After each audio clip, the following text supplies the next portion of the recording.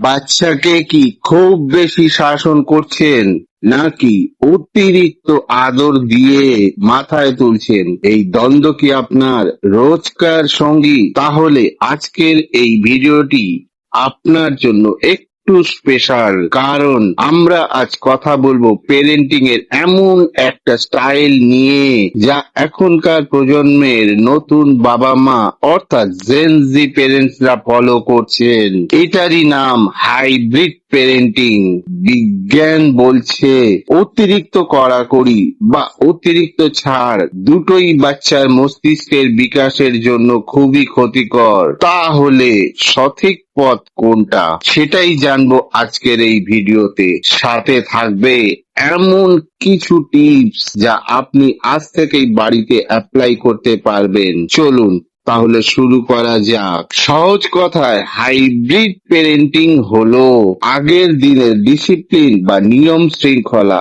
এবং আধুনিক যুগের ইমোশন ও সম্মানের একটা দুর্দান্ত মিশ্রণ। ভাবুন তো, আমাদের ছোটবেলায় কি হতো? ভুল করলেই বকুনি বা মার, এটাকে বলে অথরিটারিয়ান বা স্বৈরাচারী পদ্ধতি। এতে বাচ্চারা ভয় পায় কিন্তু শেখে না কিছুই। আবার এখনকার জেন্টল পেরেন্টিং বা নমনীয় পদ্ধতিতে অনেক সময় বাচ্চারা সীমানা বা বাউন্ডারিও বুঝতে পারে না। বিজ্ঞান এবং সাইকোলজিস্টরা বলছেন শিশুদের সুস্থ মানসিক বিকাশের জন্য দরকার অথরিটেটিভ স্টাইল, যেটাকে আমরা সহজ বাংলায় হাইব্রিড পেরেন্টিং বলছি। এখানে সূত্রটা হলো empathy plus boundary equal to success. মানে আমি তোমার কষ্টটা বুঝতে পারছি কিন্তু নিয়মটাও ভাঙা যাবে না। একটা খুব কমন উদাহরণ দিই, ধরুন খাওয়ার সময় আপনার বাচ্চা মোবাইল চাইছে। পুরনো পদ্ধতিতে কি বলে? ঠাস করে চড় মেরে বলা, খবরদার ফোন ধরবে না। এতে ফলাফল কি হয়? বাচ্চা কাঁদলো, লুকিয়ে ফোন দেখা শিখলো। আর নমনীয় পদ্ধতি হলো, বাবা প্লিজ ফোনটা রেখে দাও, তোমার চোখের ক্ষতি হতে পারে, এই বলে 10 মিনিট ধরে অনুরোধ করা। ফলাফল? বাচ্চা পাত্তাই দিল না। আর হাইব্রিড পদ্ধতি হলো বাচ্চার চোখের দিকে তাকিয়ে শান্ত গলায় বলুন, আমি জানি কার্টুন দেখতে তোমার খুব ভালো লাগে।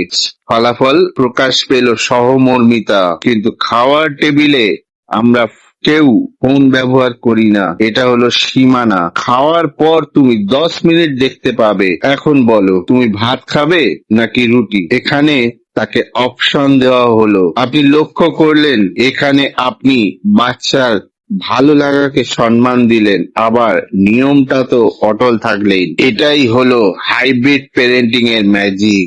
জেনজি পেরেন্টিং বা হাইব্রিড মডেলে সফল হতে গেলে এই তিনটে নিয়ম অবশ্যই মেনে চলা উচিত। যেমন কানেক্ট বিফোর কারেক্ট। বাচ্চা ভুল করলে প্রথমেই বকবেন না, আগে তার লেভেলে নেবে, তার চোখের দিকে তাকান, তাকে অনুভব করান যে আপনিও তার দলে। ব্রেন যখন শান্ত হবে তখন তাকে ভুলটা সূত্রে দিন। বিজ্ঞান বলে ফাইট ফর ফ্লাইট মোডে থাকলে বাচ্চার ব্রেন কোনো উপদেশ গ্রহণ করতে পারে না।